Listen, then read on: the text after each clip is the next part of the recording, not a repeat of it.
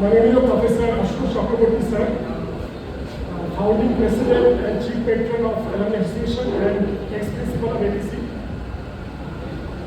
Maranio Shri Joyanta Sen sir, APC Polytechnic প্রাক্তন ছাত্র এবং একজন অত্যন্ত সফল অন্টারপ্রেনিয়ার। He is the founder and CEO of KD Fintech. তাকে স্বাগত জানাই as chief guest. মাননীয় শ্রী পার্থপ্রতিম সরকার স্যার, আমাদের প্রেসিডেন্ট অফ অ্যালুমনি অ্যাসোসিয়েশন। মাননীয় Shri Nirmoy Kanjilal sir, principal of APC polytechnic.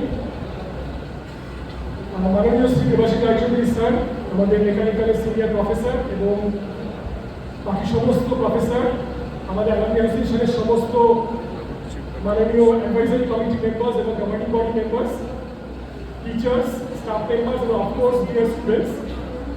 তো আমি আজকে যে ছোট প্রেজেন্টেশনটা দেবো সেটা হচ্ছে কিনোট অ্যাড্রেস, যেটা হচ্ছে আজকের ইভেন্টের মূল বক্তব্য। আমিও এই কলেজ থেকে 1998-এ ডিপ্লোমা করি মেকানিক্যাল ডিপার্টমেন্টে, এবং সেটা অনেকদিন হয়ে গেছে, প্রায় 28 বছর আগে এই কলেজ ছেড়ে যাই, এবং তারপরে লাস্ট 4 বছর হয়ে গেল মোর দ্যান আমি অ্যালামনির সাথে খুব ক্লোজলি যুক্ত। তো খুবই ভালো লাগে।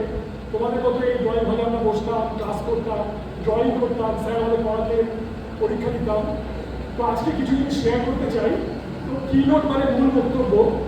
আমরা প্রত্যেক বছর 2 অগস্ট আচার্য প্রফুল্লচন্দ্র রায়ের জন্মদিন পালন করি, এবং সেই সঙ্গে আমরা পালন করি একটা এপিসি রায় মেমোরিয়াল লেকচার। তো আজকে সেই লেকচারটা এই বছরের জন্য হবে। আমাদের সঙ্গে জয়ন্ত সেন স্যার রয়েছে। এছাড়া আমরা আগের বছর যারা টপার, মানে যেমন এটা 2026, 2025-এ যারা টোটাল 6টা সেমিস্টারে সিজিপিএ মিলে টপ করেছো, সেই 6 জন স্টুডেন্ট আজকে উপস্থিত হবে, এবং তাদেরকে আমরা এপিসি রায় মেমোরিয়াল মেডেল দেব। তো আজকে যারা এখানে বসে আছো, নিজের ডিপার্টমেন্টে 6টা সেমিস্টার মিলে তোমরা যদি টপ করতে পারো, তাহলে একটা বছর 2-3 বছর পরে তোমরা এই স্টেজে এসে, এটা খুব সম্মানের জিনিস, তোমার বায়োডাটাও লিখতে পারো, তোমাদের পরিবার, তোমাদের সবাই খুব খুশি হবে। এপিসি মেমোরিয়াল মেডেল, এটাই আমাদের এই ইভেন্টের কি নোট। তো নেক্সট হচ্ছে আমি আচার্যের জীবন নিয়ে কিছু কথা বলবো না, জীবনী স্মৃতিচারণ করবো। দেখো, আচার্যের জীবন কিন্তু একটা মহাসমুদ্র, আমরা সেখানে খুব সামান্যই দেখতে পারি। তো আমি কিছু ইম্পর্টেন্ট পয়েন্ট এখানে জাস্ট হাইলাইট করছি, তোমরা হয়তো অনেকেই জানো। তো ওনার জন্ম 1861 সালে, এখন যেটা বাংলাদেশে, তখন মানে বেঙ্গল প্রেসিডেন্সি, যশোর ডিস্ট্রিক্টে 2 অগস্ট উনি কলকাতা বিশ্ববিদ্যালয়ে ভর্তি হয়েছিলেন ফর বিএ কোর্স, কিন্তু উনি ওটা কমপ্লিট করেনি। তার আগে উনি চলে যান স্কটল্যান্ডে এডিনবরা বিশ্ববিদ্যালয়। সেখানে উনি 1882 সালে প্রথমে বিএসসি করেন, তারপর ডক্টর অফ সায়েন্স করেন 1887 অবধি। তো বাকি ডিটেল এখানে দেওয়া আছে। আমি একটা জিনিস একটু হাইলাইট করতে চাই। উনি যখন স্কটল্যান্ডে ছিলেন, উনি ব্রিটিশ গভর্নমেন্ট থেকে 2টো অ্যাওয়ার্ড পান। একটা হচ্ছে Order of the Indian Empire, আর একটা হচ্ছে নাইট ব্যাচেলর। তোমরা জানো যে ইংল্যান্ডের যিনি রাজা বা রানী, তিনি একটা অ্যাওয়ার্ড দেন নাইটহুড, এবং যারা নাইটহুড পায় তাদেরকে আমরা স্যার বলি। আচার্য কিন্তু স্যার উপাধি পেয়েছিলেন, কিন্তু উনি সম্পূর্ণ ভারতীয় বিশ্বাসে ছিলেন। কোনোদিন আমরা তাকে স্যার এপিসি রায় বলি না, উনি কিন্তু সেটা প্রাপক। আমরা তাকে ভারতীয় হিসেবে আচার্য প্রফুল্লচন্দ্র রায় বলি। এটা শেখার জিনিস, এবং বাকিটা আমি আর বলছি না, তোমরা দেখতে পাচ্ছ। আমি নেক্সট স্লাইডে যাচ্ছি।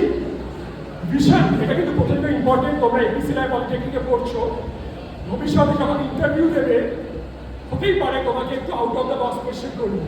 কিন্তু তুমি এপিসি রায় পলিটেকনিকে পড়েছো, এপিসির সম্বন্ধে কি জানো, তার জীবন থেকে তোমরা কি শিখেছো, তুমি কোনটা অ্যাপ্লাই করেছো, তো একটু বলে রাখা ভালো।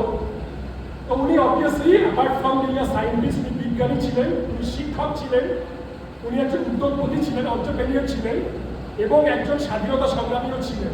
ওনার ব্যাপারে বলা হয় বিজ্ঞানীর মোড়কে বিপ্লবী, revolutionary in the guard of a scientist. এটার কথা আমি একটু পরে বলবো। তো স্বাধীন ভারতবর্ষ আজকে আমরা প্রচুর শুনছি না, আত্মনির্ভর ভারত বা সেলফ রিলায়েন্স, উনি সম্পূর্ণ নিজের কথা বলেছিলেন। এবং ভারতীয় বিজ্ঞান, আমরা ভারতবর্ষ কিন্তু মানে ওয়েস্টার্ন, পশ্চিম দেশ থেকে বিজ্ঞানকে ধার করেনি। আমাদের দেশে আর্যভট্ট জন্মেছিলেন, ভাস্করাচার্য জন্মেছিলেন, চরক, সুশ্রুত, বরাহমিহির,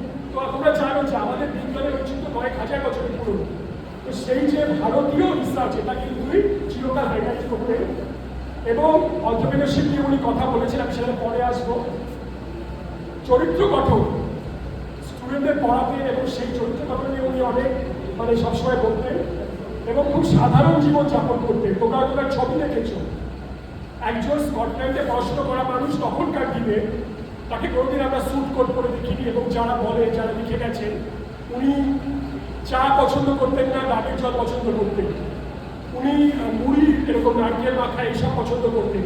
যখন সাংবাদিকরা বাড়িতে যেত একটা সাধারণ জামা কাপড় পরে বসে আছে, হয়তো ছাদে খালি গায়ে গাছে পরিচর্যা করছেন, ওনার মধ্যে এই কসমেটিক ব্যাপারটা কোনোদিন ছিল না। এটা শিক্ষণীয় বিষয়।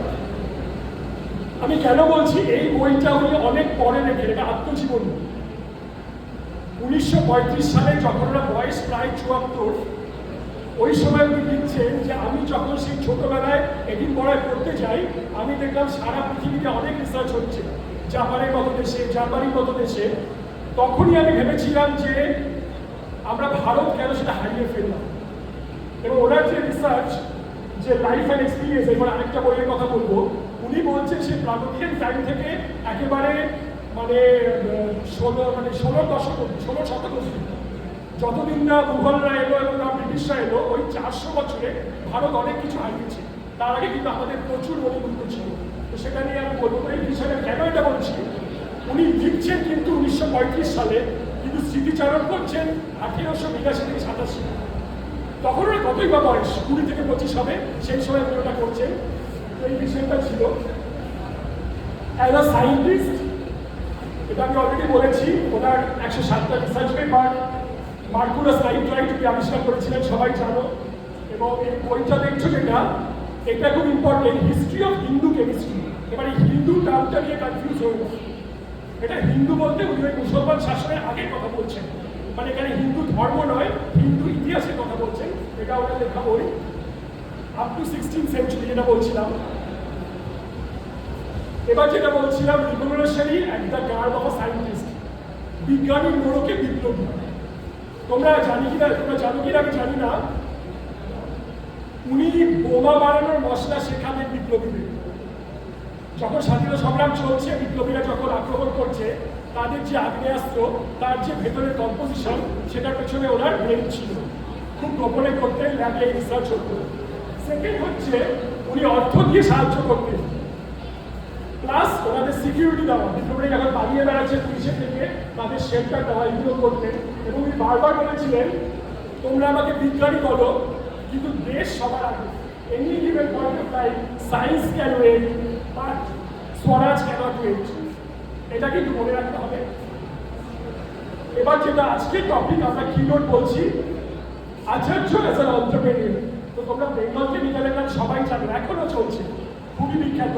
আরও কয়েকটা নাম হয়তো uncommon, Bengal enamel works, Bengal tannery works, আর ক্যালকাটা পটারি ওয়ার্কস, এগুলো ওনার এস্টাবলিশড। আচ্ছা, এই টার্মটা আমি একটু স্টুডেন্টদের জিজ্ঞেস করবো কুইকলি, কেউ কি এই টার্মটা শুনেছো? ইন্ট্রাপ্রেনিউরশিপ। অন্টারপ্রেনিউরশিপ আমরা সবাই জানি। Can anyone tell me what is intrapreneurship? কেউ আছে এখানে? আচ্ছা, আমি সময় সংক্ষেপ আমি বলে দিচ্ছি। অন্টারপ্রেনিউর মানে কিন্তু এটা নয় যে তোমাকে নিজের কোম্পানি খুলতে হবে, ব্যবসা করতে হবে। তুমি যদি একটা কোম্পানি চাকরি করো, তোমার ডিপার্টমেন্টে, তোমার ব্রাঞ্চে, তোমার টিমে, তুমি যদি ইউনিক কিছু আইডিয়া আনো, সেটা ইমপ্লিমেন্ট করো, যদি তাতে কোম্পানি অনেক সাকসেসফুল হয়, তুমিও কিন্তু অন্টারপ্রেনিউর, তখন তোমাকে বলা হবে ইন্ট্রাপ্রেনিউর। এই নামটা মনে রাখবে।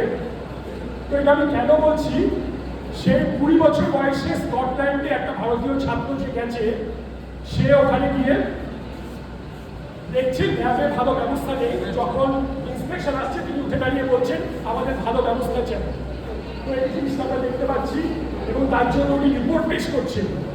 এবং India before and after mutiny, 1857 সালে যখন সিপাহী বিদ্রোহ হয়েছিল, সেটা নিয়ে উনি কিন্তু লিখেছিলেন। তারপর হয়তো ফর্মটা একটু মিলিয়ে গেছে, তো আমি নিচে পড়ে দিচ্ছি, এটা একটু ভালো করে শুনবে। তোমরা এটা হয়তো শুনেছ যে বাঙালি ওহে বাঙালি, চাকরি ছাড়াও ব্যবসা করো।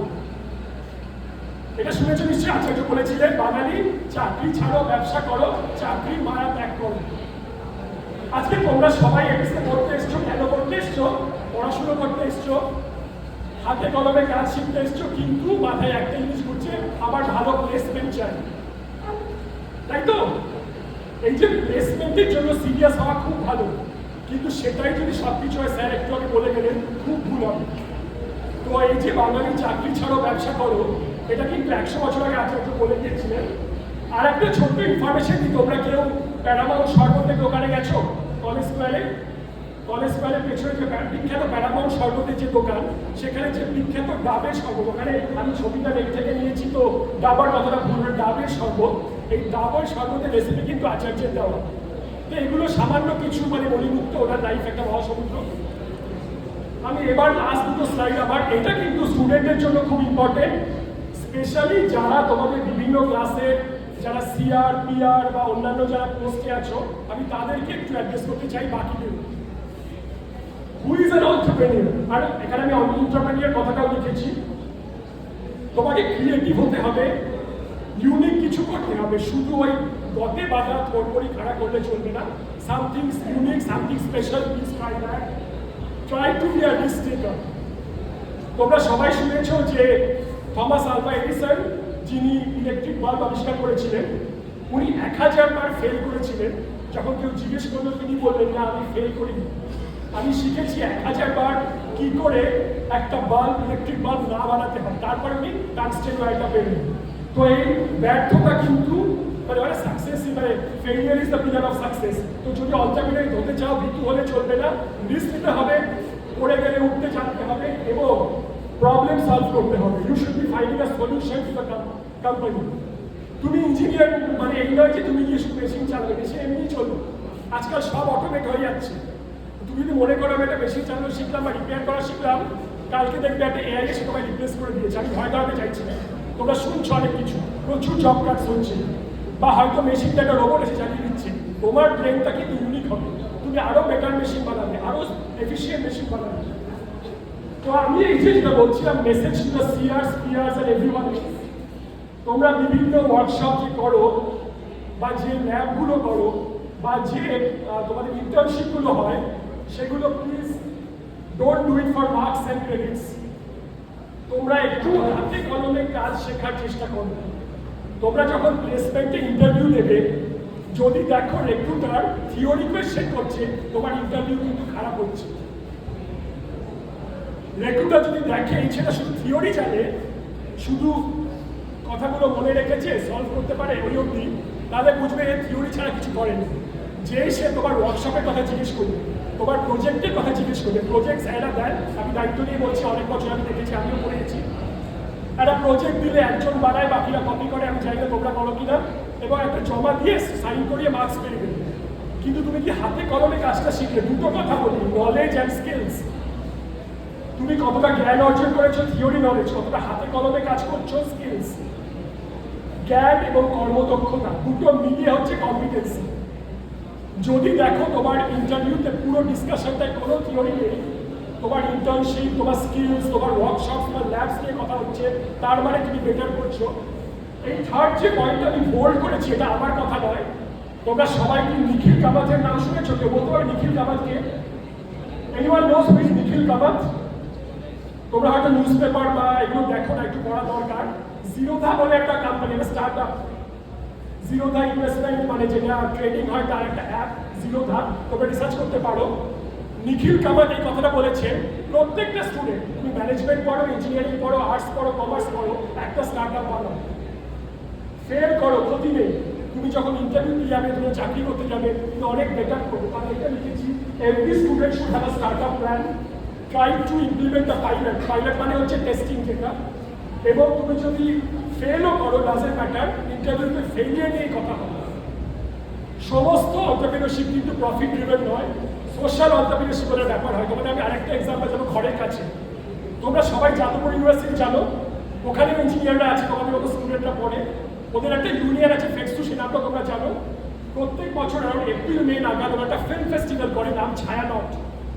তোমরা যারা এখানে 1-2 বছর আছো, খেয়াল করেছো জানি না, এবার ভাবো তো ওরা তো মাস কমের স্টুডেন্ট নয়, ওরা তো তোমার কমিউনিকেশন মানে ফিল্ম স্টাডিজ পড়ছে, ওরা পড়ছে ইঞ্জিনিয়ারিং।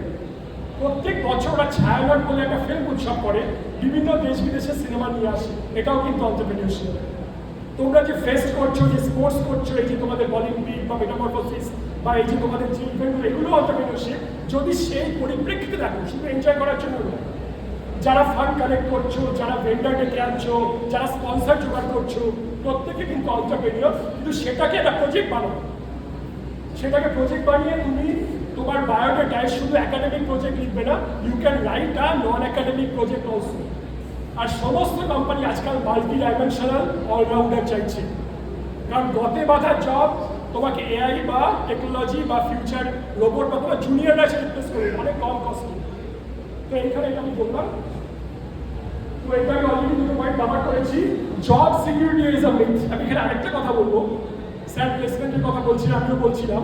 আমি আরেকটা জিনিস স্টুডেন্টদের দেখছি, অনেকেই আমার সাথে কথা বলো সরকারি চাকরি চাই, কোনো ভুল নেই। অনেকে মনে করছো যে আমি যদি সরকারি চাকরি পেয়েছি আমার লাইফ সেটেল, তোমরা মূর্খের দুনিয়ায় বাস করছো। সরকারি চাকরি তোমাকে অন পেপার গ্যারান্টি দেয়, লাইফ টাইম গ্যারান্টি হতে পারে না, কারণ তোমার কোম্পানি যদি রুগ্ন হয়, যদি ঢুকতে থাকে, তোমার গ্রোথ থেকে যাবে। আমি প্রাইভেট বা পাবলিক সেক্টর বলবো না, কিন্তু নিজের স্কিলটাকে বাড়াও। প্রোডাক্ট লাইফ সাইকেল অনেক ফাস্ট হচ্ছে। আজকে আমি আমার ডিপার্টমেন্ট মেকানিক্যাল স্টুডেন্ট নিশ্চয়ই এখানে আছো, কিছু বছর পরে মেকানিক্যাল নামটাই চলে যাবে, হয়ে যাবে মেকাট্রনিক্স। সমস্ত ইকুইপমেন্ট, সমস্ত মেশিন হয়ে যাবে অটোমেটেড। তাহলে কে চাকরি পাবে? যে মেশিন চালাতে পারে তা নয়, যে মেশিনের আগে ভাবতে পারে, আরও নিউ জেনারেশন মেশিন আনতে পারবে। আমি তাদের কথা বলবো। তো আমি আমার লাস্ট সাইড আছে, এটা ভীষণ ইম্পর্টেন্ট তোমাদের জন্য। যদি সিরিয়াস তোমাদের যে কালচারাল কমিটি আছে, স্পোর্টস কমিটি আছে, প্লেসমেন্ট কমিটি আছে, আমার সাজেশন হবে, স্যারও এখানে হয়তো অ্যাগ্রি করবে, একটা অন্টারপ্রেনারশিপ ক্লাব বানাবো। বছরে কলেজে 300 স্টুডেন্ট অ্যাডমিশন নেয়, 3 বছর মিলে তোমাদের রাফলি 900 স্টুডেন্ট আছে। যদি তার 10% 90 জন বা 5% 45 জনও পাও, একটা অন্টারপ্রেনারশিপ ক্লাব বানাও। স্যারেরা মেন্টারিং করবেন, দরকার হলে আমাদের দেখো, জয়ন্ত স্যার আছেন, আমাদের আরও স্যারেরা আছেন যারা অন্টারপ্রেনিয়র, তারা গাইড করবে। অস্মিতা নিজে অন্টারপ্রেনিয়র, তো আমরা গাইড করতে পারবো। রেগুলার সেমিনার অর্গানাইজ করো এবং অ্যাটেন্ড করো, ওয়ার্কশপ, ব্রেনস্টর্মিং সেশন, এগুলো করার চেষ্টা করো। এটা ভীষণ ইম্পর্টেন্ট। 3 নম্বর, কেউ জানো যাদবপুর ইউনিভার্সিটির টেক ফেস্টের নাম কি? কেউ বলতে পারবে? তোমরা কত বছর হয়েছে এপিসিতে? 3rd ইয়ার আছে এখানে? This is very surprising. What is the name of the tech fest of JU? তোমাদের ঘরের পাশে হয়। তোমাদের এখানে কিছু স্টুডেন্ট রোবোটিক্স করে আমি জানি। তো নিজেদের একটা টেক ফেস্ট চালু করো, যে সিএসটি করছো একটা অ্যাপ বানাও, প্রচুর ইন্টার্নশিপ পাওয়া যায় অনলাইনে। অন্য ডিপার্টমেন্টও কিছু একটা তৈরি করো, ঠিক আছে? তো কিভাবে স্টার্ট আপ প্ল্যান বানাতে হয়, কিভাবে ফান্ডিং পাওয়া যায়। আচ্ছা, কেউ শার্ক ট্যাঙ্ক দেখো? কেউ শার্ক ট্যাঙ্কের নাম শুনেছো? ওখানে গিয়ে দেখো, খুব সাধারণ কনসেপ্ট। তোমরা নিশ্চয়ই শুনেছো ইউনিকর্নের কথা, ইউনিকর্ন, সুনিকর্ন, ডেকাকর্ন। আজকে আমি জিরোধার কথা বললাম। OYO, Zepto, quick commerce. জেপ্টো বানিয়েছিল দুটো ছেলে, একজনের বয়স 23, একজনের 21। তো it is not that you to wait, তোমার স্টুডেন্ট থাকতে আজকাল স্টার্ট আপ হয়ে যায়। তো প্লিজ ওয়েট দ্যাট। আমি শার্ক ট্যাঙ্কের কথা লিখেছি, আরও অনেক অর্গানাইজেশন আছে, আমি হয়তো পরে এত সময় পাবো না। নেন বলে একটা আছে, ন্যাশনাল অন্টারপ্রেনারশিপ নেটওয়ার্ক। তারপরে বিওয়াইএসটি আছে, গভর্নমেন্টের স্টার্ট আপ ইন্ডিয়া প্রজেক্ট আছে, ঠিক আছে? যদি ভালো কোনো আইডিয়া থাকে, চাকরির পিছনে ছুটো। আচার্য বলে গেছে, আমি বলছি না, চাকরির পিছনে ছুটো না, মূর্খামি হবে। এটা করো।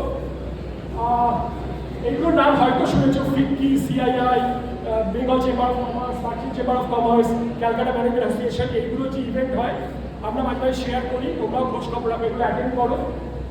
নেটওয়ার্কিং, এই যে স্যারেরা এসেছেন, সিনিয়র দাদারা এসেছেন, সেমিনারে এসে সবার সঙ্গে কথা বলো, পারলে তাদের ভিজিটিং কার্ডটা নাও, তাদের সঙ্গে লিঙ্কডিনে। আচ্ছা, একটা কথা জিজ্ঞেস করবো, কতজনের লিঙ্কডিন অ্যাকাউন্ট আছে অ্যাক্টিভ? লিঙ্কডিন, ফেসবুক সবার আছে, ইনস্টাগ্রাম সবার আছে। প্লিজ লিঙ্কডিনটা করো, ওটা কিন্তু সিরিয়াস প্রফেশনাল নেটওয়ার্ক। আর আমাদের অ্যালামনি রিপোর্টিং তো আছে, কমিউনিকেশন, আমি লাস্ট পয়েন্টটা বলেছি।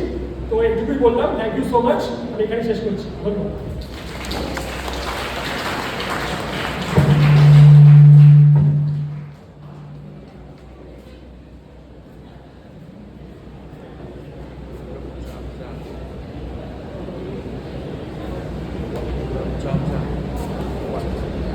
Thank you so much Debjyoti. আমার মনে হয় স্টুডেন্ট তোমরা কিরকম ফিল করছো? এখনো কি বোর ফিল করছো?